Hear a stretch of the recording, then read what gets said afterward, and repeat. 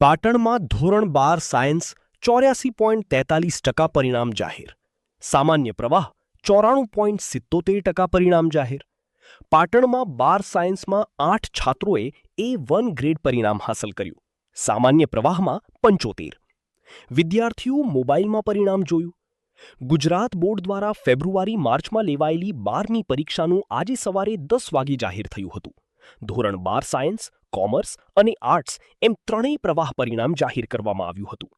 ગુજરાત માધ્યમિક અને ઉચ્ચતર માધ્યમિક શિક્ષણ બોર્ડ દ્વારા સોમવારે સવારે માર્ચ-એપ્રિલ 2026માં લેવાયેલી ધો 12 સાયન્સ પરિણામ 10 વાગે વેબસાઇટ પર ઓનલાઈન પરિણામ જાહેર કરવામાં આવ્યું હતું. જે સ્કૂલો દ્વારા પોતાના વિદ્યાર્થીઓના ઇન્ડેક્સ નંબર નાખી માર્કશીટ ડાઉનલોડ કરી પ્રિન્ટ કાઢી હતી, તો કેટલાક વિદ્યાર્થીઓ મોબાઈલમાં પણ પોતાનું પરિણામ જોયું હતું. કેટલીક સ્કૂલોમાં સર્વર પ્રોબ્લેમના કારણે વેબસાઇટ ખુલતી ન હતી.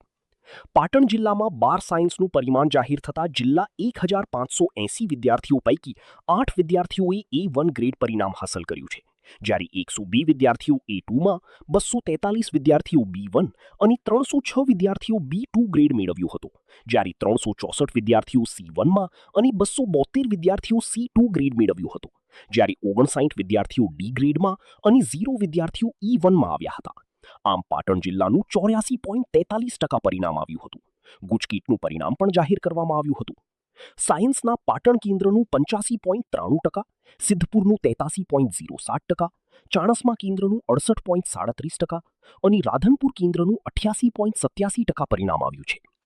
પાટણ જિલ્લામાં 12 સામાન્ય પ્રવાહનું 94.77 પરિણામ જાહેર થતાં જિલ્લા 8243 વિદ્યાર્થીઓ પૈકી 75 વિદ્યાર્થીઓએ A1 ગ્રેડ પરિણામ હાંસલ કર્યું છે, જ્યારે 552 વિદ્યાર્થીઓ A2માં, 1260 વિદ્યાર્થીઓ B1 અને 1775 વિદ્યાર્થીઓ B2 ગ્રેડ મેળવ્યું હતું, જ્યારે 2171 વિદ્યાર્થીઓ C1માં અને 1661 વિદ્યાર્થીઓ C2 ગ્રેડ મેળવ્યું હતું, જ્યારે 315 વિદ્યાર્થીઓ D ગ્રેડમાં અને 3 વિદ્યાર્થીઓ E1માં આવ્યા હતા. આમ સામાન્ય પ્રવાહના પાટણ 94.81, સિદ્ધપુર 95.37, રાધનપુર 97.50, ચાણસ્મા 91.69, કોઈટા 95.30, વાયડ 99.04, મેથાણ 97.02, ધીનુજ 91.41, હારીજ 99.63, શંખેશ્વર 92.65, વારાહી 91.43, સમી 93.86, બાલીસણા 94.12, સરિયાદ 84.45 રહ્યું હતું, જેમાં સૌથી વધુ હારીજ કેન્દ્રનું રહ્યું હતું.